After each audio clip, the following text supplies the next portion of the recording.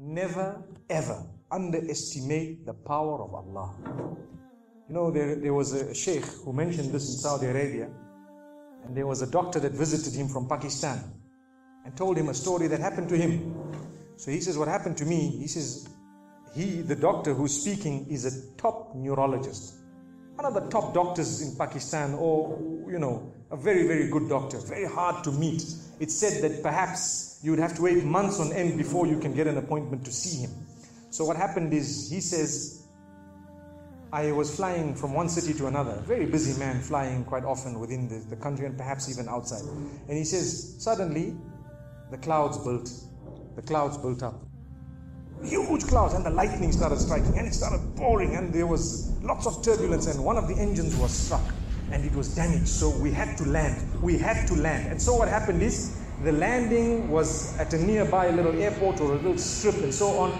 And when they landed there, it was a remote area. How are you going to repair this aircraft? A few people who were on it, it was a small plane, they were, quite surprised because they landed it in such a remote place. No one's there to repair it. They would have to wait, definitely. So the doctor asks the captain or the pilot that, you know what, how long are you going to be? He says, no, we're going to be quite long. Well, I need to get to that area. Look, he says, it's just a 3-hour drive by vehicle. So why don't you just go by road?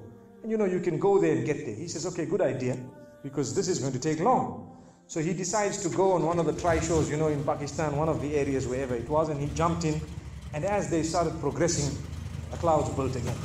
And the lightning was striking, and the rain started pouring. And it was pouring so much that their vehicle could not move much more because of the mud and because of everything else. And so it was quite an open area with a bit of farmland. And after a while, they realized, look, we're not getting anywhere. There's a little house here. Why don't we just go there? We can read our salah. Perhaps we can, see, have a bit of a meal or whatever else. And they decided to knock the door. Strange people, strange land, far off, out in the rurals. And so he knocks the door, and he's got his little bag and everything, and he walks in. An old lady happened to answer the door after a while, and they spoke to her saying, look, this is what has happened, and we're going from so-and-so to so-and-so, and we just want a place, we want to read salah and so on. And she said, no problem, you can come in. She had a little musalla, a little sajjada, and she had a little baby on the side, or not a baby, but a child.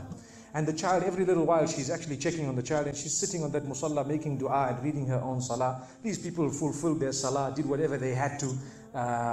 And when they were about to leave, they spoke to the old lady saying, thank you very much, jazakumullah khair, and so on. And, we're going, what's happening to this child, So the woman says, look, the child is an orphan. And the child is unwell, not well at all, very sick. And we've been to all the doctors around. And subhanallah, I'm the grandmother of this child.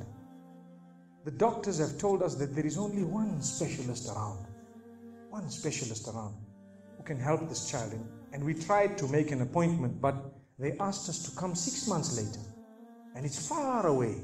I've been making dua to Allah ever since that day. Ya Allah, make it easy for us. Child is sick. Make it easy for us, Ya Allah. So the man says, what's the name of that specialist? So the granny says, it's Dr. Ishan. Immediately this doctor burst into tears.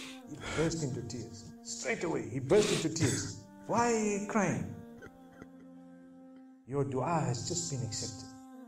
For your dua, the thunder came, the lightning came, the engine struck, we came down, we came on the road, the rain came again and stopped us and so on. And do you know what?